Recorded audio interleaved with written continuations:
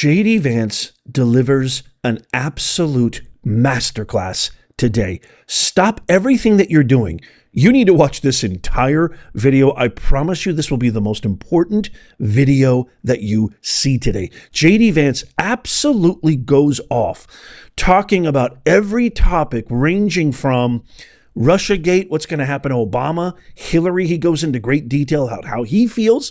He talks about Epstein, all the rumors swirling, especially this rumor that was going around the highways and byways about him having some sort of strategy session with the higher ups at the intel communities to figure out how to deal with Epstein. He talks about that. He also does what I think delivers an execution style masterclass, breaking down everything that these anti-American constitutional breaking hypocrites have done to rig elections since 2020. This is so absolutely phenomenal. You don't want to miss a second of this. Let's get right into it. This first clip, I just want to share with you JD Vance saying how proud he is about the accomplishments of our peace president. You know, President Trump has had like 7 peace deals in his first 6 months, whereas Obama had 0 peace deals in his first 9 months, and they gave him the Nobel Peace Prize. By the way, really quickly, do you think that President Trump, I did a poll on my community post here, and a lot of you guys voted on that, but I want to hear from you just in case you're new here or maybe you didn't even see it. Do you think President Trump deserves the Nobel Peace Prize? Give me a yes or no in the comments down below. Check out what JD Vance has to say about this bold new leadership at such a pivotal time in our history. Watch. Let me move on to foreign policy, because President Trump is expected to meet with Vladimir Putin at some point, perhaps in the coming week. What are you expecting? Well, first of all, I've got to give the president a huge amount of credit here, Maria, because this is a major breakthrough for American diplomacy. If you go back, this war's been going on for over 3 years at this point, well over 1 million Russians and Ukrainian dead soldiers. And as the president says, the numbers are probably much higher than the official tally indicates. There has been no substantial breakthrough. And for 6 months, the president himself, he's asked me, he's asked Secretary Rubio, of course, Steve Witkoff, we have been aggressively working, trying to break the logjam. One of the most important logjams is that Vladimir Putin said that he would never sit down with Zelensky, the head of Ukraine, and the president has now got that to change. We're at a point now where we're now trying to figure out, frankly, scheduling and things like that around when these 3 leaders could sit down and discuss an end to this conflict. Now, what do I think is ultimately going to come out of this? Look, it's actually very simple. If you take where the current line of contact between Russia and Ukraine is, we're going to try to find some negotiated settlement that the Ukrainians and the Russians can live with, where they can live in relative peace, where the killing stops. It's not going to make anybody super happy. Both the Russians and the Ukrainians probably at the end of the day are going to be unhappy with it. But I don't think you can actually sit down and have this negotiation absent the leadership of Donald J. Trump. And the president said this to me today privately, said, look, maybe this works out, maybe it doesn't, but it's worth the effort. It's worth trying. And we're going to keep on using the diplomatic influence of the President of the United States to accomplish an end to this conflict. And Maria, you know this, but other people may not. If you look at the president's foreign policy accomplishments, if you look at Congo, Rwanda, a war that went on for 30 years, killed 6 million people. If you look at the number of hostages in Israel, in Gaza, who have been released and gone back to their families. If you look at Malaysia, Cambodia, you look at all of these terrible conflicts, the president has shown a willingness to be the president of peace. It's a big, big testament to the quality of American leadership. And it's an amazing thing to have a president who's working to stop the killing when you've had for so many generations presidents who didn't care about bringing peace to these very conflict-torn regions of the world. It's something I think all Americans should be proud of, whatever their political party. You want to know how many times DEI hire Vice President Kamala Harris negotiated or opened up talks or even called President Putin or Zelensky? 0 goose egg. How about the Democratic leadership? How about Chuck the Buck Schumer? How about Shapiro? How about Nancy Pelosi? How about any of these guys? You know how many times they reached out and said, hey, let's talk about this. A lot of people are dying. You know, it's been going on for a very long time. It seems to be, it's a stalemate. Nobody's winning. Nobody's gaining anything here. It's just causing more turmoil in the region. You want to know how many times they reached out to negotiate? 0. We are so lucky, America. We finally have a president who's built things, created things, actually worked in the real world. Somebody who is a master art of the deal, deal maker, businessman, negotiator. He has negotiated new tariffs. I mean, the list goes on and on. I could go on for days, but we got to stick to this interview, which is phenomenal. And in this next clip, I can't wait to get your thoughts on that. And in this next clip here is Vice President Vance talking about Russiagate, the hoax perpetuated by Hillary, Obama, and all of the previous intel officers like Comey, Brennan, and Clapper. Watch this. Meanwhile, we're still waiting for accountability on the whole Russia collusion made-up story. Yes. Now that DNI, Tulsi Gabbard, has released all of those classified documents, we're actually seeing who was behind all of this. Do you want to see indictments?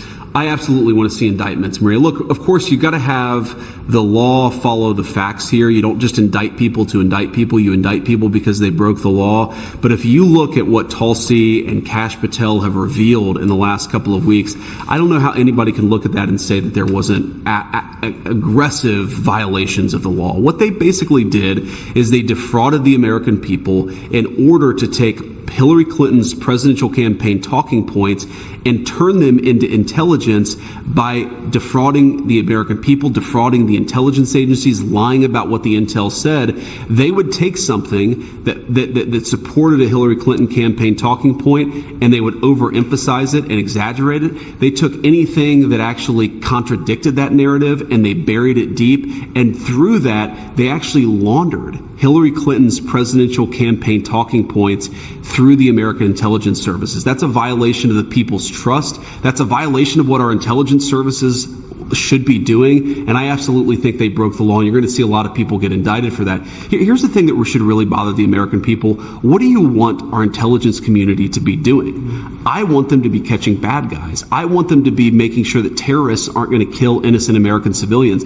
I don't want them laundering Hillary Clinton's campaign talking points into the American media and giving them this air of legitimacy. It is sick. And it's disgusting. It hurt the intelligence community, it hurt the American people, and it hurt the first Trump administration. We've got to have consequences for it, or we're just going to see the same play repeated again. Consequences, indictments. These people need to face persecution, prosecution, anything at all. Throw them in a holding cell for a little bit. Put them in front of a judge. Put it on live TV. A committee hearing is not good enough. We need action, and we need action now. And I think J.D. Vance means business. His no bones about it, practicality, very common sense approach. This is a guy, again, who came from such humble beginnings in the Appalachia, who worked his way up, self-made. He is the American dream personified. And I couldn't agree more with him, and I can't wait to get your comments on what he just said. Okay, in this next clip, this is an absolute masterclass about how J.D. Vance calls out the 2020 election. The Democrats, there's all this talk about gerrymandering. You've got these ridiculous renegade rogue Democrats fleeing Texas to deny a quorum, of redistricting, which is something that happens all the time. And it's actually something that's accurate. It's supposed to accurately reflect what these districts represent, how many people, what their beliefs are, where their alliances align with. And so this is such a beautiful, powerful indictment to the Dems. He absolutely torches them. Watch this. So another crazy thing that I had no idea about, but everybody, even Democrats actually admit this, that the census in 2020 had a major statistical error. And what that meant is that you actually undercounted a few states that are Republican, like Florida and Ohio. You overcounted some blue states. And so what I understand, if you actually did the census anew right now, you would have 10 additional Republican seats and 9 fewer Democrat seats. And really what we're living with, Maria, is the consequence of 40 years of institutional control in the Democratic Party. These guys have fought very dirty for a very long time.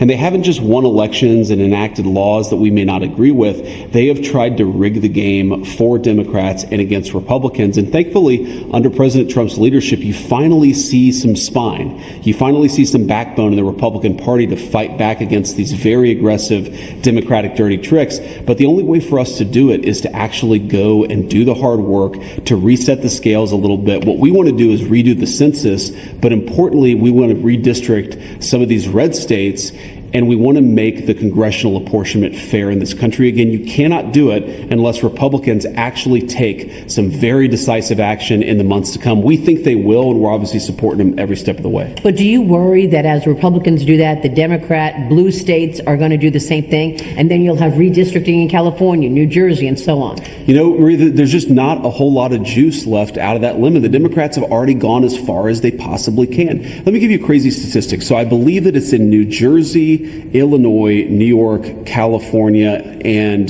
there's one other Democrat state where you take those 5 states, you have a large number of Democrat representatives. But here's the crazy statistic. President Trump won 43% of those 5 states, and Democrats have something like 85% of the representatives out of those states. You cannot gerrymander these far left states anymore, and that's the whole point. We have unilaterally disarmed in the Republican Party. We have said to the Democrats, if you want to rig the game in your favor in blue states, go ahead. We're going to do nothing to fight back against it. That's crazy. It makes it harder for us to pass our agenda. It makes it harder for us to win elections. And most importantly, it gives Democrats this ability to run roughshod over the country without any pushback from the American people. The democratic system in this country is broken because who you vote for doesn't necessarily get reflected in who your representatives are. We're just trying to rebalance the scales and, frankly, push back against a very unfair system created by the Democrats. Everything they've done, literally everything. I think it's an insult. That's why I coined the phrase hypocrites. It's an insult. They don't even deserve. They're on such a low guttural level. They don't even deserve the term Democrats. Literally, these hypocrites have done everything to rig everything in their favor. They let in millions and millions of people. God knows from God knows where, terrorists, criminals, thugs, illegals, migrants, everywhere. They've built these sanctuary cities. Now they're fighting tooth and nail against law enforcement who's just saying, look, we're going after the criminals. We're going after people who are here illegally, who've been here illegally, who are engaging in criminal acts, which there are millions of them. But they don't care. This just proves that they don't care. They've done everything in their power to fight the Constitution, to fight America, to fight the will of the people. And one thing that's absolutely crystal clear about J.D. Vance, when he uses the word finally, that phrase he said, I don't know if you picked this up, we finally have some Republicans who are showing their spine, showing their backbone. My friends, ladies and gentlemen, what we're witnessing right here is this is an audition for the next president of the United States in 2028. And the Democrats are going to do everything. The hypocrites are going to do everything they can to rig it. We've got a guy who is illuminating to us that the torch is going to be passed to him, and the torch is going to be in able, beautiful hands, that he is going to get the job done. He understands what the American people want. He understands because he came from poverty. He came from struggle. He came from working hard. Nothing was handed to him. He understands that families, he's a family man. He's a man of God. He understands that most of us want to be able to take our kids down the street to the park without worrying about some nutbag attacking them, robbing them, or even worse. And he also understands what we want out of our intelligence communities. He also understands what we want out of our government. And number one being accountability. This right here is the perfect heir to the MAGA throne. And guess what? MAGA stands for Make America Great Again. And what could possibly be wrong with that? Let me know what you think in the comments down below. Okay, in this final amazing clip. Oh, I love this guy. Here is J.D. Vance. This is so important, giving a lengthy explanation about what's currently circulating about Epstein. Watch. Can you give us some clarity on this meeting that is reportedly happening or happened last night at the White House about the Epstein files and how you're communicating the Epstein story? So I've seen so many different fake reports about this. So let me set the record straight. There was no meeting at my house last night. There just wasn't. Was there a meeting at the White House? We did meet at the White House yesterday, but not at the time that they said that we were going to meet, and not about the subject that they said that we were going to meet about. We have a great FBI director and a great great Department of Justice lead, Attorney General Pam Bondi, and we met to talk about how to ensure we have justice for the American people. We actually didn't talk about the Epstein issue at all. That was never meant to be the subject of the meeting. And it's one of those things where I guess somebody leaked a calendar entry maybe, and then people assumed that it must have been about Epstein, even though it had nothing to do with Epstein. On the Epstein issue, what the president has said very clearly, because we've had other meetings about that, is that he wants us to be fully transparent and he wants the credible information out there. So we're working to compile the thousands and thousands of documents that are out there for full transparency. But I have to say, Maria, I laugh at the Democrats who are now all of a sudden so interested in the Epstein files. For 4 years, Joe Biden and the Democrats did absolutely nothing about this story. We know that Jeffrey Epstein had a lot of connections with left-wing politicians and left-wing billionaires, and now President Trump has demanded full transparency from this, and yet somehow the Democrats are attacking him and not the Biden administration, which did nothing for 4 years. Was it the right move for Comer to send subpoenas to the Clintons? It absolutely was, and it drives home how, while the Democrats have tried to make this Epstein thing about anything but, the fact that Democrat billionaires and Democrat political leaders went to Epstein Island all the time, who knows what they did, but it's totally reasonable to ask these questions. What you saw in the House's subpoena is they are trying to investigate all of the things related to this particular case. I know a lot of Americans want answers. I certainly want answers. And I think James Comer and the team of the House, they're doing the right thing. And of course, we know that Clinton, or allegedly he went to the island 26 times, 28 times. Totally appropriate for Comer to be asking what was going on at that island. Just like everything the Democrats do. Of course, it's absurd. Why wouldn't they have not brought this up? Why would they have not investigated this rigorously? Why would they have not gone after this and fought for this like they do for illegal criminals every single day if they truly cared about the truth about Epstein? The reason is because there was no virality. There was no ability for them to get, a spotlight. There was no ability for them to gain political capital so they can keep their ridiculous positions underserving Americans because they're scared to death. They are scared. I know these people. They're all academics who thumb their nose down at us. They're scared to death to ever have to hold a real job because they know if they have to go out for a real job, they're doomed because they have no skills, they have no critical thinking, they have no intelligence, they have no backbone, no balls, they're feckless, they have no guts, zero, nada, goose egg, see ya, wouldn't want to be ya, it's all over. This is our future, J.D. Vance, and I don't know about you, but I'm very, very rest assured that we have a country that is going to be handed to this gentleman right here. There's already polls now that are saying that Newsom and J.D. Vance are the two kind of prominent figures. Obviously it's way too early, but they're talking about it, so I'm talking about it. They're saying these are the two 2028 hopefuls, and Vance leads in every area as he should. Never Newsom. Newsom is an absolute abomination. This is our guy, and I love. There hasn't been a moment, really, there hasn't been one moment where Vance has spoken or given his take on a topic where I've gone, I don't really like that. But I've done that 1,000,006,000 times every time a Hippocrat talks. Haven't you? Let me know what you think in the comments down below. Thank you so much for watching. Tap that thumbs up. If you love America, it doesn't cost you a thing. You could even do it on your TV remote. If you're watching on TV, make sure you check out these videos coming up on the screen right here, just in case you missed them. Tap my face right here to subscribe and follow. It's absolutely free. And as always, may God bless you and may God bless the USA and all who defend her. I'll see you soon.